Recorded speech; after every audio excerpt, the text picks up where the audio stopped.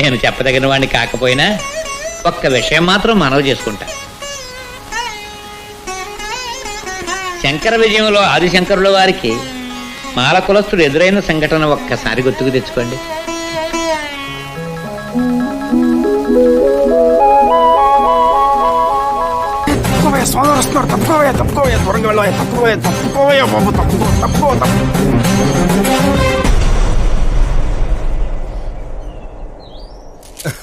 ఏ సామే, తప్పుకో తప్పుకో అంటున్నారు నీ శిశువులు. అట్టా తప్పుకో అంటాం తప్పనిపించటా నీకు?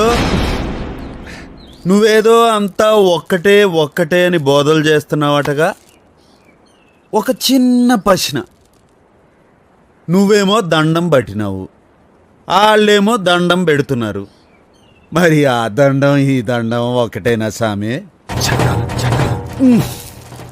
ఇంకో చిన్న చండాల ప్రశ్న, తపస్సు చేసేటప్పుడు ఇట్టానే ముక్కు మూసుకుంటారు, తాగుడు వాసనకి ఇట్టానే ముక్కు మూసుకుంటారు. ఆ ముసుకోవడం ఈ ముసుకోవడం ఒకటేనా?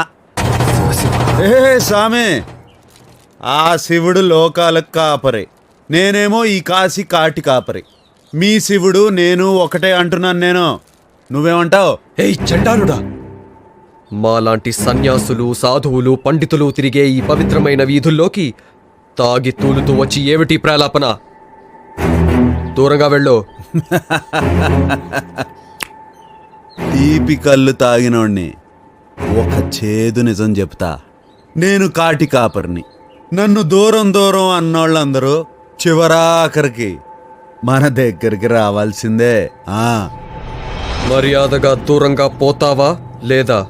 ఏంది సామే, శివయ్య మెడలో పామే బుస్సుమనలేదు. ఏంది నువ్వు కస్సు బుస్సుమంటున్నావు? సరే, నువ్వు అన్న ప్రకారమే దూరం పోతా. ఇంకా దూరం పోతా. ఎంత దూరం పోయినా నేనున్న భూమి మీదనే నువ్వు ఉంటివి. మరి మైలు కాదంటావా? నేను ఆకాశం కింద ఉన్నా, నువ్వు అదే ఆకాశం కింద ఉన్నావు. అంటుకోదంటావా? ఈ గాలోని మీదకొచ్చే గాలే నీ మీదకి వస్తాంది. అది పర్వాలేదంటావా?